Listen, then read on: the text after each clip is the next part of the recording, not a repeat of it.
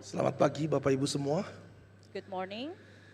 Kita akan merenungkan pagi ini dari kitab suci yaitu Injil Yohanes pasal yang ke-19 ayat yang pertama sampai 16 bagian A. This morning we're going to meditate from John chapter 19 verses 1 to 16a. So mari kita berdoa sebelum kita mendengarkan firman Tuhan. Let us pray before we meditate on God's word. Bapa di dalam surga, kami mengucap syukur kalau pagi hari ini kami masih boleh kembali untuk bersama-sama untuk menyembah-Mu, untuk bersama-sama merenungkan firman-Mu, dan kiranya Allah Roh Kudus menyertai kami, menyertai yang berbicara, yang menerjemahkan dan yang mendengar, sehingga kami semua boleh mendapatkan pengertian yang benar tentang firman Tuhan dan kami mampu untuk melakukannya. Dan terlebih lagi kami rindu firman Tuhan untuk boleh mentransformasikan kehidupan kami. Kami berdoa di dalam nama Tuhan kami Yesus Kristus. Amin. Saudara, mari kita buka kitab suci dari Injil Yohanes pasal 19 ayat yang pertama sehingga 16a. Saya akan membacakan dalam bahasa Indonesia terjemahan 2 dan saudara yang membutuhkan bahasa Inggris bisa mengikutinya di layar. Let us open our Bible from John chapter 19 verses 1 to 16a. I'm going to read in Indonesian, second edition of LIE. For those who need English translation, you can follow from the screen behind. Demikianlah firman Tuhan. Lalu Pilatus mengambil Yesus dan menyuruh orang mencambuk dia. Prajurit-prajurit menganyam sebuah mahkota duri dan menaruhnya di atas kepalanya, dan mereka mengenakan jubah ungu kepadanya dan terus-menerus maju mendekatinya dan berkata, "Salam, hai Raja orang Yahudi." Lalu mereka menampar mukanya. Pilatus keluar lagi dan berkata kepada mereka, "Lihatlah, aku membawa dia keluar kepada kamu, supaya kamu tahu bahwa aku tidak mendapati kesalahan apapun padanya." Lalu Yesus keluar bermahkota duri dan berjubah ungu. Kemudian kata Pilatus kepada mereka, "Lihatlah manusia itu." Ketika imam-imam kepala dan penjaga-penjaga itu melihat dia, berteriaklah mereka, "Salibkan dia, salibkan dia." Kata Pilatus kepada mereka, "Ambil dia dan salibkan dia, sebab aku tidak menemukan kesalahan padanya." Jawab orang-orang Yahudi itu kepadanya, "Kami mempunyai hukum, dan menurut hukum itu ia harus mati, sebab ia menganggap dirinya sebagai anak Allah." Ketika Pilatus mendengar perkataan itu, ia makin takut. Lalu ia masuk lagi ke dalam istana gubernur dan berkata kepada Yesus, "Dari manakah asalmu?" Namun Yesus tidak memberi jawab kepadanya. Karena itu kata Pilatus kepadanya, "Tidakkah engkau mau berbicara dengan aku? Tidakkah engkau tahu bahwa aku berkuasa untuk membebaskan engkau dan berkuasa juga untuk menyalibkan engkau?" Yesus menjawab, "Engkau tidak mempunyai kuasa apapun terhadap aku, jikalau kuasa itu tidak diberikan kepadamu dari atas. Sebab itu, dia yang menyerahkan aku kepadamu lebih besar dosanya." Sejak itu Pilatus berusaha untuk membebaskan dia. Tetapi orang-orang Yahudi berteriak, "Jikalau engkau membebaskan orang ini, engkau bukanlah sahabat Kaisar. Setiap orang yang menganggap dirinya sebagai raja, ia melawan Kaisar." Ketika Pilatus mendengar perkataan itu, ia menyuruh membawa Yesus keluar dan ia duduk di kursi pengadilan di tempat yang bernama Litostrotos. Dalam bahasa Ibrani, Gabata. Hari itu hari persiapan Paskah, kira-kira jam 12. Kata Pilatus kepada orang-orang Yahudi itu, "Lihatlah rajamu." Lalu berteriaklah mereka, enyakkan dia, salibkan dia."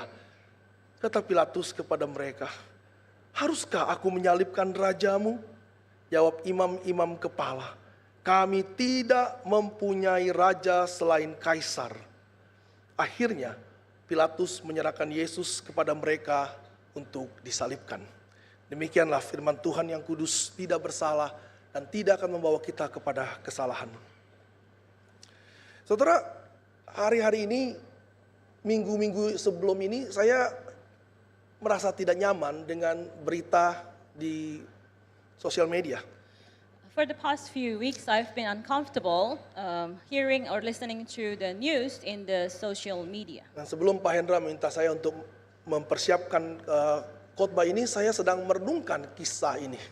And before Pahendra asked me to prepare for this sermon, I was meditating on this story in the Bible. Ya. Ketika 4 orang lompat dari lantai 20 dengan tangan terikat. There was 4 people jumping with their hands bound. Suami, papa, mama, dan 2 anaknya. A husband, a mother, and their 2 children. Mungkin bagi sebagian orang ini hanya berita. For some people, this might just be a news. Tapi buat saya ini sebuah tragedi. But for me, it's a tragedy. Saya tidak mau tahu atau tidak mencari tahu apa sebabnya.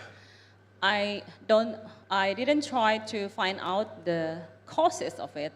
Tapi saya membayangkan bahwa mengapa gambar dan rupa Allah harus berakhir dengan cara demikian.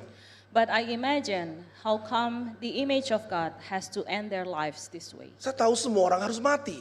I understand that each person has to finally die. Tapikah kita harus mati dengan cara demikian? But should we die in this way? Ini sebuah tragedi This is a tragedy. yang manusia tidak bisa lepas darinya.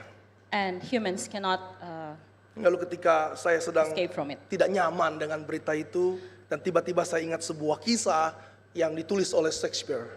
And when I felt uncomfortable listening to this, I suddenly remember a story written by Shakespeare. Mungkin sebagian dari kalian pernah tahu sebuah drama yang berjudul The Tragedy of King Lear. Maybe some of you are familiar with the drama written by Shakespeare, King Lear. Ini drama 6 babak tapi sudah dibuat film sebanyak 11 kali.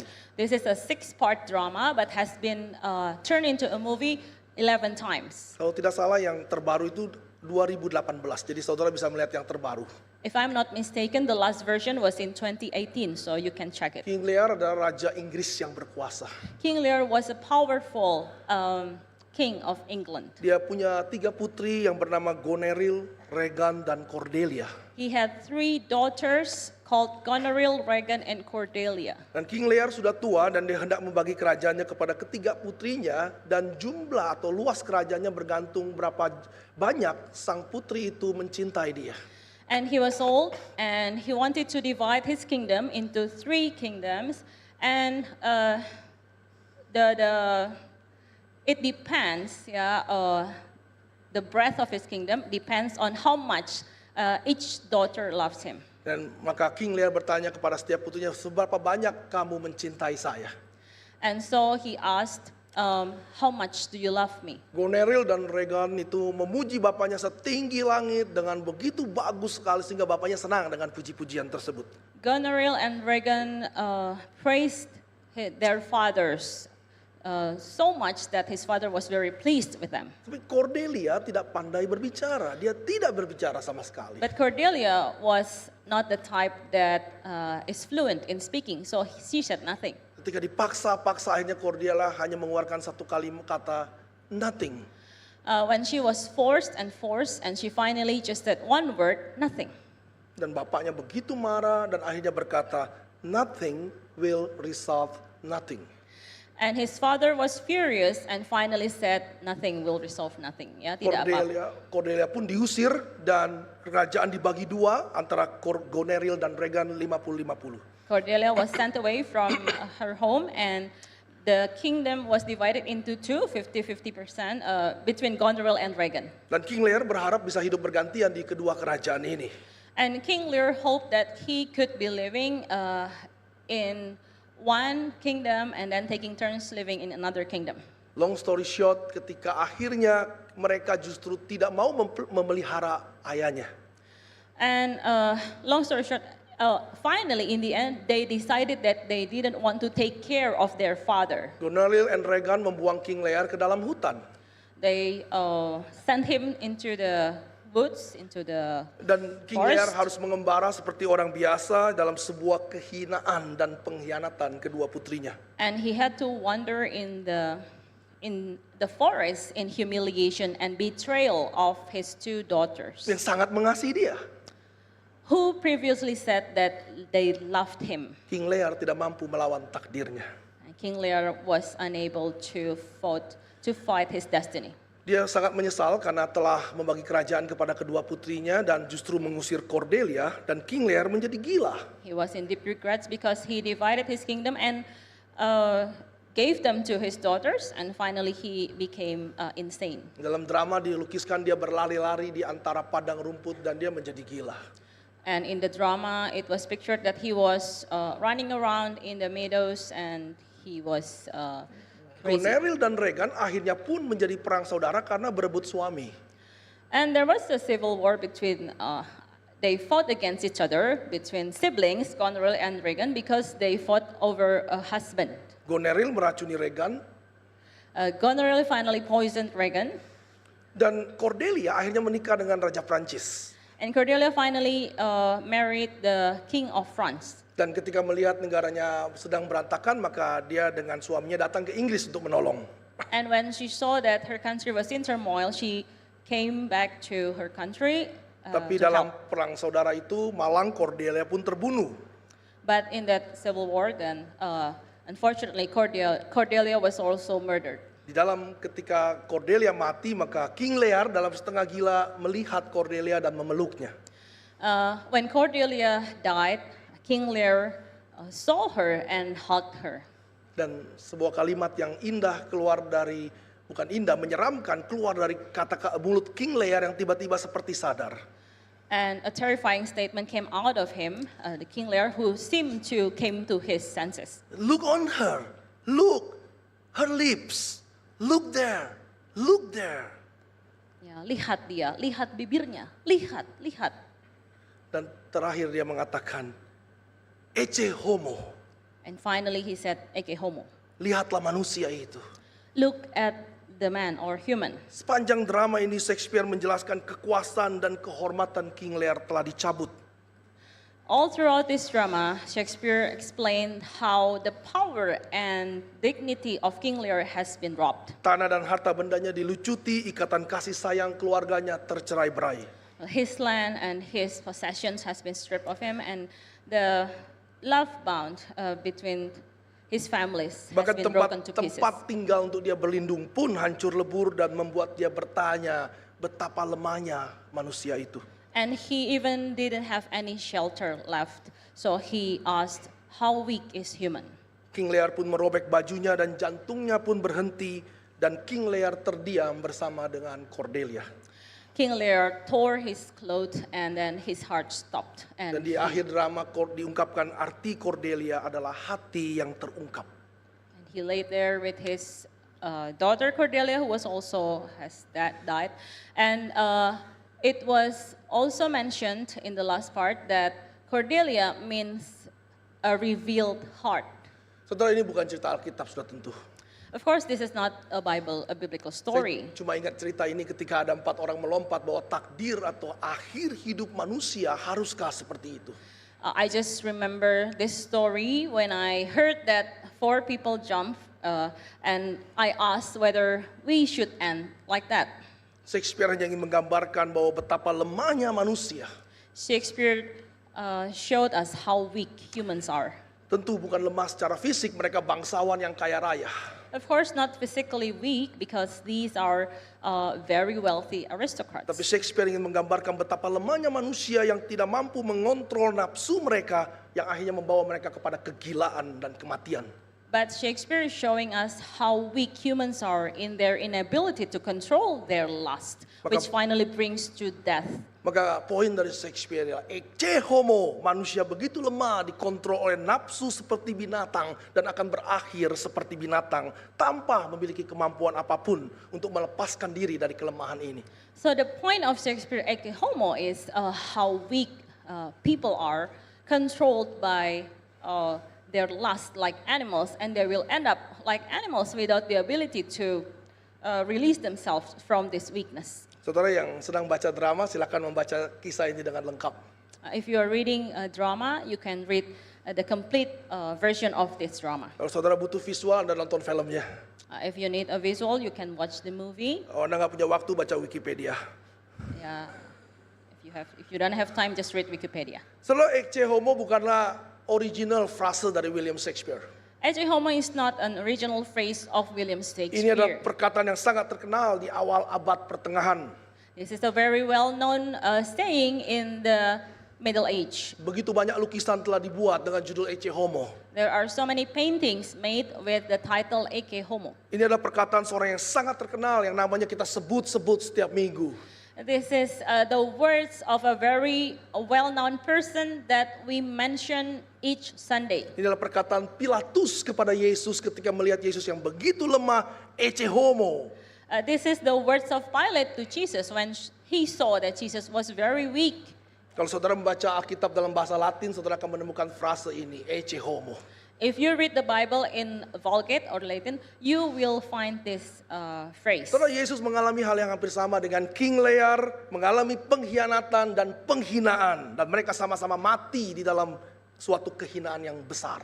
Jesus experienced a similar thing with King Lear. He was betrayed and he died in humility. Pilatus tidak bisa humiliation. mengerti mengapa orang yang begitu lemah ini menakutkan bagi orang Yahudi. Pilate couldn't understand why this weak human, had become so threatening for the Jews. Jika Yesus tidak bangkit, maka Yesus tidak beda dengan King Lear. So if Jesus is not risen, he is no different than King Lear. Tapi Pilatus salah. Memang pada waktu itu Yesus begitu lemah dan begitu hina, tapi ini bukan sebuah tragedi bagi Yesus. But Pilate was wrong. At that time, Jesus was very weak, very humiliated. But this is not a tragedy for Jesus. Yesus tidak mati selamanya dan tidak kehilangan segalanya. Jesus didn't die forever and he didn't lose everything. Dia bangkit dan bertahta selamanya. He is risen and he rules Dia forever. mereverse kelemahan menjadi kekuatan, inability menjadi ability. He reversed weakness into strength, inability to ability. Kebangkitan Yesus juga mengubah tragedi manusia menjadi sebuah komedi ilahi. Jesus' resurrection also turned human comedy into Divine comedy. divine comedy into Jesus changed from human tragedy into divine comedy.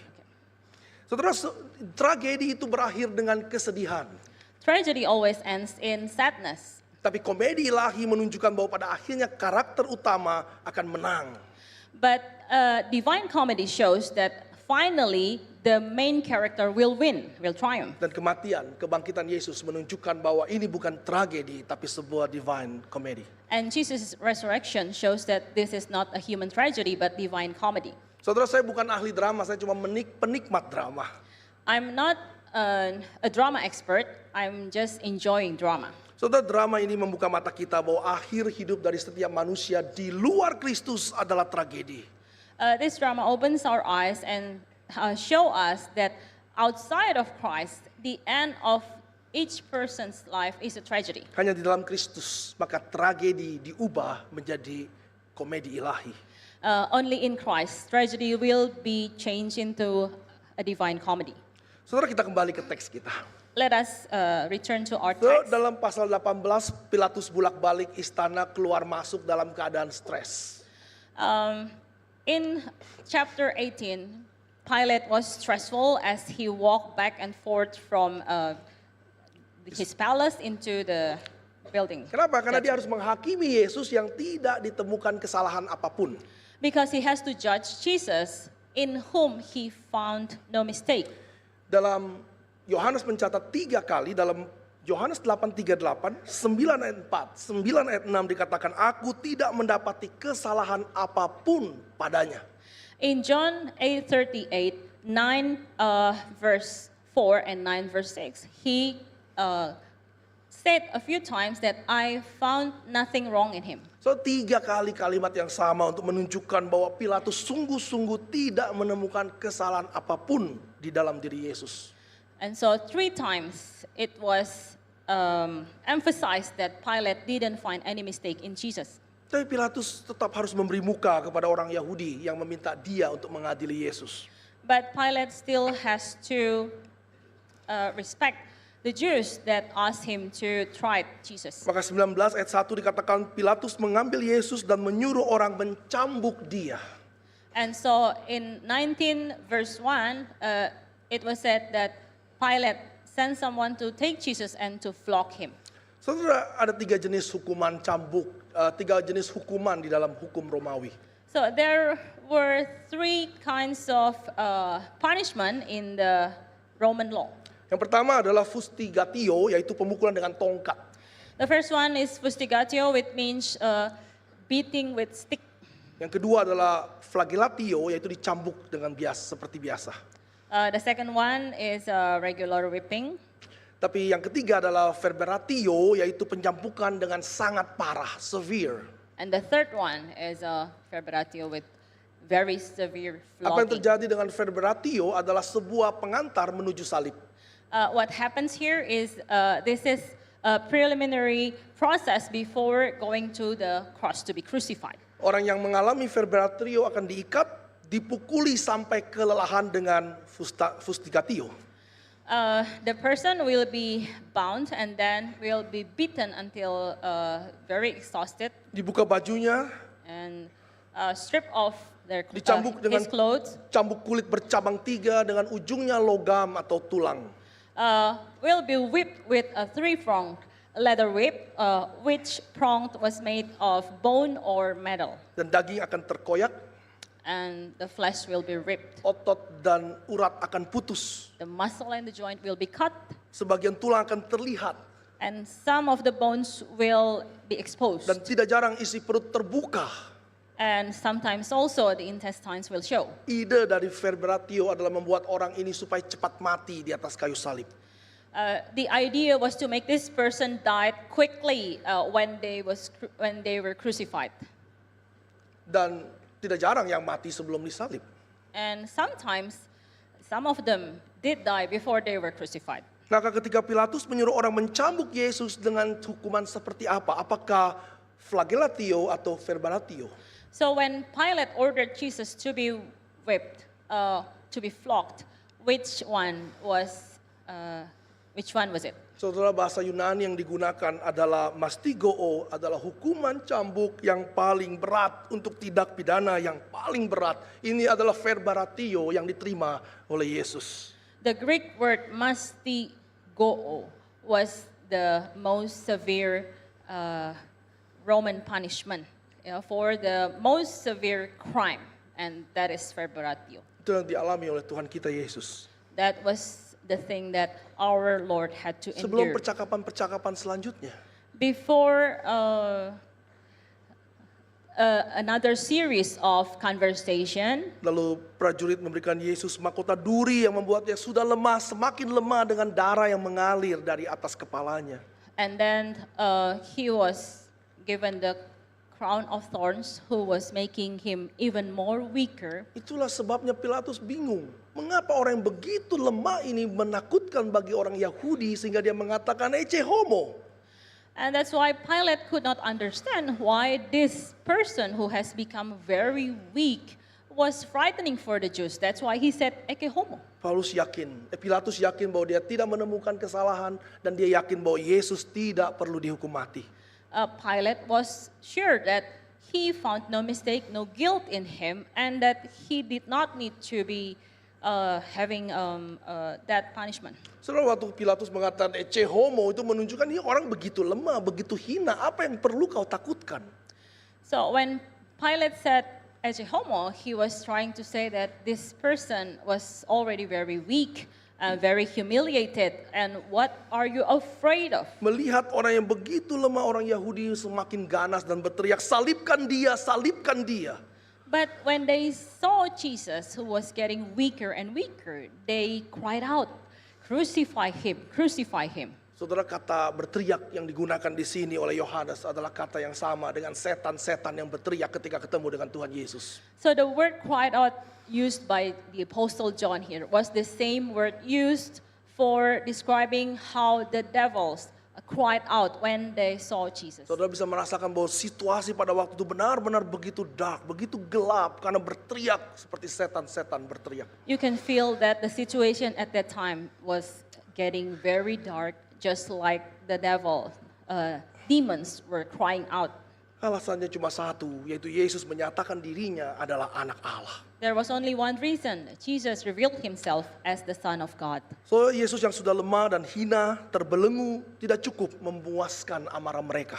So Jesus, who was already weak and humiliated and was bound, could not satisfy their anger. Kebenaran kuat yang diyakini oleh Pilatus tidak sanggup untuk membuat Pilatus bertindak benar di tengah tekanan-tekanan kegelapan. The strong truth that Pilate was confident of could not bring him to go through all the pressures. Pilatus jengkel karena orang Yahudi tidak mau menerima sarannya, maka dia berkata, ambillah dia dan salibkan dia. Pilate was annoyed because the Jews would not listen to him, so that's why he said, here, take him and crucify him. Satu poin penting di sini, saudara. One important point here. Pilatus bertanya, apakah itu kebenaran? Pilate asked, what is the truth? Pilatus menemukan kebenaran bahwa Yesus tidak bersalah. Pilate found the truth that Jesus was not guilty. Pilatus tahu Yesus tidak perlu dihukum mati. Pilate knew that Jesus didn't have to be punished to death. Tapi Pilatus tidak punya kemampuan untuk bertindak sesuai dengan kebenaran yang diyakininya.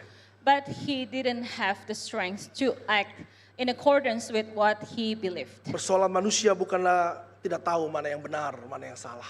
Our problem is not about not knowing what is true and what is not. Nah, Tuhan sudah mewahyukan dalam hati kita. Because God has revealed it in our hearts. Tapi bagaimana kita bertindak benar? But it's about how we act rightly. Berapa banyak dari kita yang tahu tentang kebenaran, How many of us know about the truth, tapi tidak mampu untuk bertindak benar? but we're not able to act rightly? Saudara, kita lihat ayat 8 sampai 12. Let's take a look at verses 8 to 12. Jadi orang Yahudi semakin tidak terkontrol dan meminta Pilatus segera memberikan Yesus. So the Jews are getting more and more uncontrolled, and they ask Pilate not to delay in giving Jesus to them. Walaupun Pilatus sudah mengatakan ambillah, tapi dia masih menahan Yesus di istananya. Even though Pilate already said, take him, he was still trying to hold Jesus in his palace. Karena orang Yahudi mengatakan dia mengaku sebagai anak Allah, dan Pilatus mulai berpikir, bagaimana kalau Yesus benar-benar anak Allah? Because the Jews told Pilate that he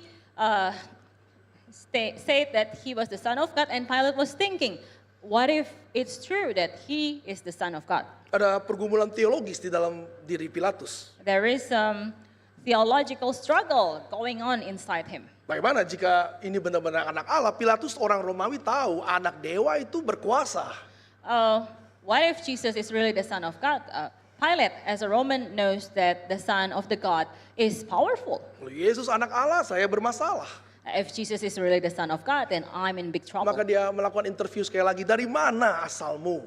And that's why he conducted another interview, where do you come from? Lalu di ayat 10 dia mengancam Yesus demikian, tidakkah engkau mau bicara dengan aku?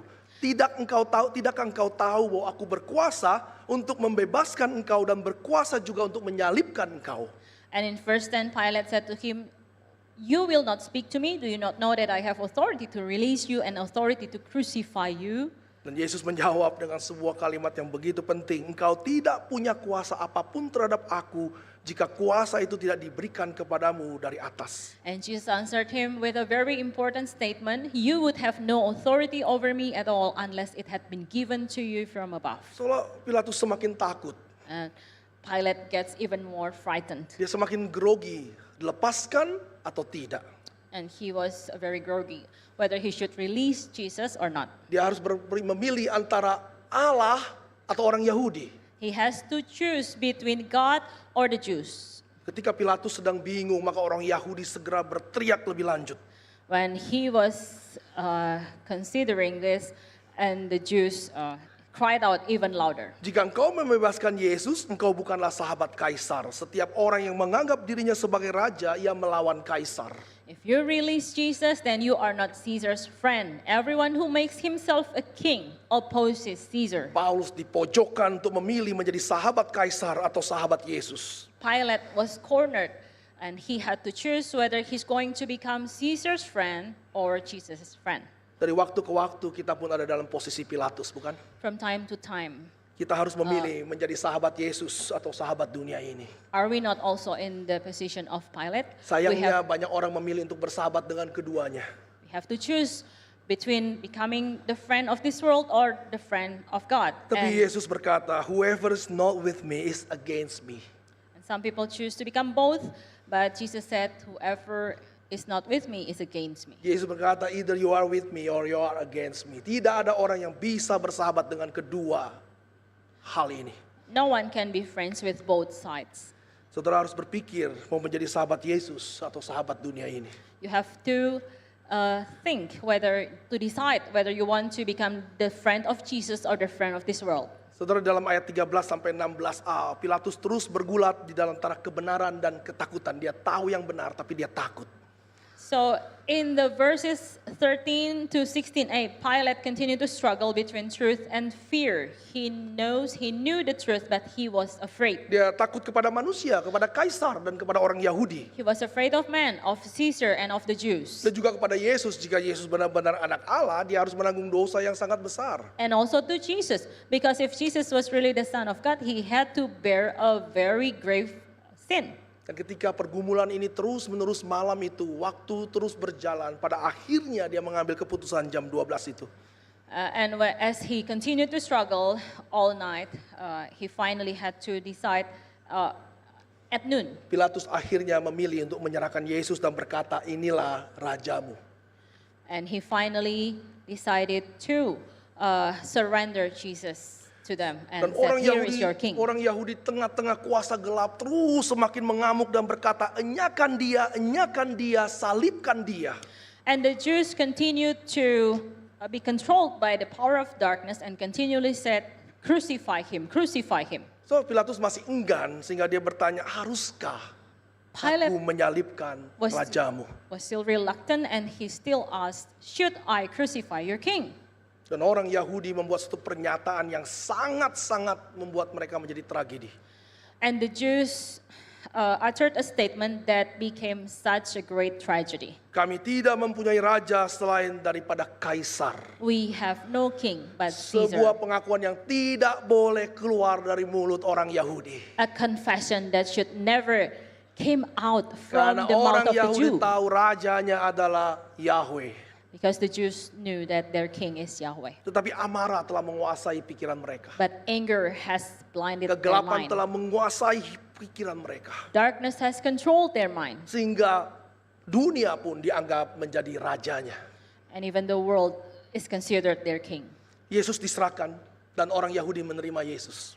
Jesus was surrendered to them and the Jews Untuk received selanjutnya Jesus memasuki proses penyalipan di mana Yesus sudah sangat lemah.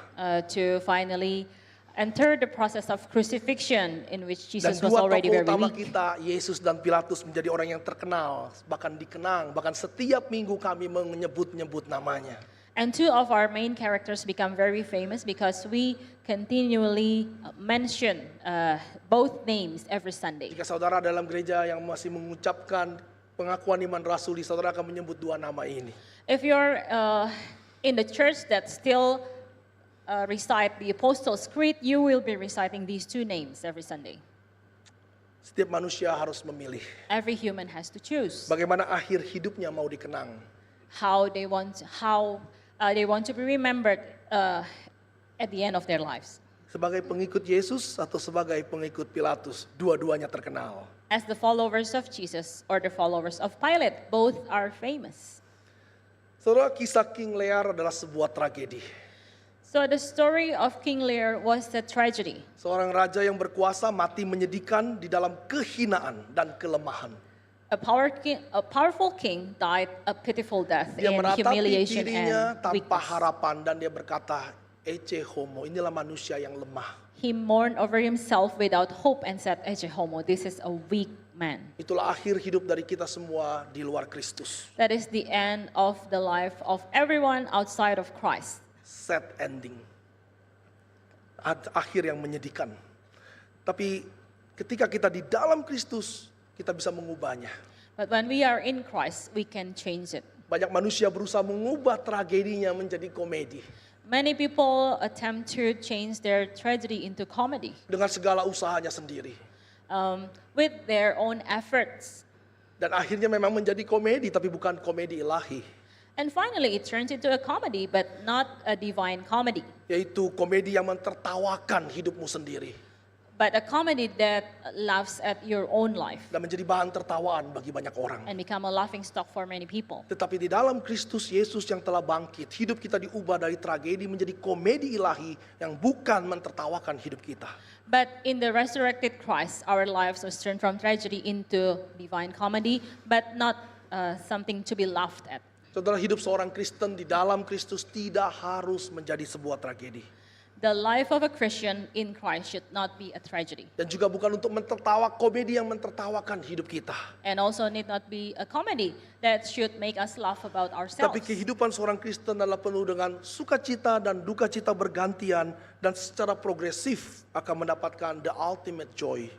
But the life of a Christian is experiencing joy and sadness, but progressively will finally produce a true Inilah peace. komedi ilahi yang memberikan damai sejati dan tidak akan pernah mentertawakan saudara dan saya.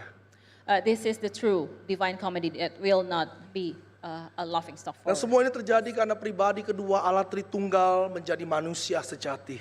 And it all happens because the second person of the Trinity became man, Mewakili kita menghadapi murka Allah di atas kayu salib. representing us to bear the wrath of God on the cross. Dan Pilatus berkata, Ecce homo, mengejek kelemahan Kristus, tapi dia tidak tahu justru Yesus menjadi lemah dan dihina adalah bagian dari rencana besar Allah.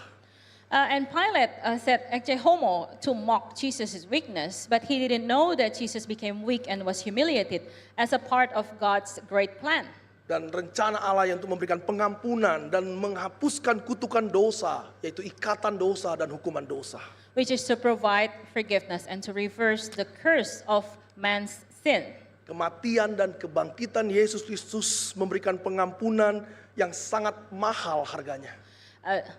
The death and resurrection of Jesus provides forgiveness, which is very Sangat mahal di sisi Yesus dan valuable. gratis di sisi kita. Very expensive in the sight of Jesus, and it is free for us. Gratis tetapi bukan murahan. Free but not cheap. Saudara, setiap dari kita pernah ada di titik paling rendah.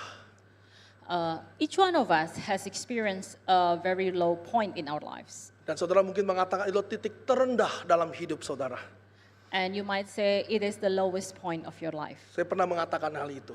I once said that one. Tapi ternyata ada yang lebih rendah lagi tahun-tahun berikutnya But saudara. it turned out that in the next years, there were lower points. Saudara, ketika mengatakan saudara ada di titik terendah, ingatlah masih ada yang lebih rendah dari titik itu. So when you say this is the lowest point of my life, remember that there might be lower points. Tetapi saudara tidak In the akan years pernah ahead. mencapai titik terendah yang Yesus terima. But none of us will ever reach the lowest point that Jesus has experienced. Allah sang pencipta God, the Creator, menjadi manusia. became man. Sebuah kehinaan. It is a Dan humiliation. dihina oleh manusia. And he was humiliated by man. Dan disiksa And oleh he was manusia. tortured by man. Dan Allah yang adalah Allah pencipta harus masuk ke dalam kuburan. And God, who is the Creator, has to enter into the tomb. Tidak mungkin ada satu manusia di sini yang bisa lebih rendah dari apa yang Yesus terima. There's not even one person who can experience a more humiliated state than Jesus. Dan orang yang pernah mengalami titik kerendahan, kehinaan yang paling rendah ini telah bangkit dan naik ke surga dan bertahta dari sana. And this person who had been through the lowest, the most humiliated point of his life has risen and is now ruling in heaven in his throne. Bukan Shakespeare atau King Lear yang menentukan akhir hidup saudara. Not Shakespeare or King Lear should determine the end of Tapi your Yesus life, Kristus yang saudara percaya kepadanya. but Jesus Christ in whom you believe. Jika hari ini saudara mengalami kesulitan yang besar, If you experience a great difficulty mungkin saudara mengalami now, kesulitan ekonomi yang begitu besar, seakan-akan saudara mengatakan sudah tidak ada jalan keluar lagi. economic difficulty which is very serious, and you feel that there is no other way out. Atau saudara mengalami relasi keluarga yang begitu berat, sampai saudara mengatakan sudah begitu berat tidak mungkin dipertahankan. Or a very difficult family relationship, and you feel that there's no way you can hold on to it. Lalu saudara mengalami begitu banyak persoalan-persoalan hidup sehingga saudara sudah hampir menyerah. or so many struggles in life that you almost give up. Saya mau katakan di dalam Kristus saudara tidak akan pernah mengatakan I'm done. I want to tell you that in Christ you can never say I'm Saudara done. tidak perlu mengatakan saya tidak sanggup dan saya menyerah karena Kristus telah melakukan yang paling rendah dalam kehidupannya. You need not say that I cannot bear it any longer and should give up because Christ has reached the Saudara lowest tidak point perlu of his mengakhiri hidup humiliation. saudara dengan tragedi. You do not need to end your life with a tragedy. Tapi saudara juga terus bisa menggunakan kata ecce homo dengan tune yang berbeda. But you can still use the words ecce homo with a different tune. Bahkan seperti Paulus, aku lemah tapi aku kuat. Even like Paul saying, I am weak, yet I am strong. Karena ecce homo, manusia yang lemah itu telah bangkit dan telah naik ke sorga dan akan datang kembali. Because ecce homo, that weak human has risen and has ascended into heaven, and he Dialah will raja yang come again. berkuasa. He is the powerful king. Dia akan mereverse tragedi hidup saudara menjadi komedi ilahi. He's going to reverse your greatest tragedy into a divine comedy. Itulah makna daripada kematian dan kebangkitan Kristus. That is the meaning of the death and resurrection of Christ. Manusia yang lemah itu ecce homo The weak human, ecce homo, adalah manusia yang begitu kuat, ecce homo. is the most powerful human, ecce homo. Mari kita berdoa. Let us pray. Bapa di dalam surga, hamba-Mu selesai berbicara, penuh kesalahan di dalamnya, Tuhan ampuni. Tetapi setiap kebenaran kiranya Tuhan tanamkan dan materaikan dalam hidup kami. Dan kiranya setiap pribadi tempat ini tidak akan satu pun di dalam sebegitu sulitnya hidup mereka akan berakhir dengan tragedi karena mereka ada di dalam Kristus. Jangan biarkan mereka berkata I'm done. Biarkan mereka berkata Kristus ada. Biarkan mereka berkata aku lemah tetapi aku kuat karena Kristus. Kiranya Tuhan Yesus Kristus memegang kami semua kuat-kuat betul. Terima kasih Bapa. Di dalam nama-Mu kami berdoa. Amin.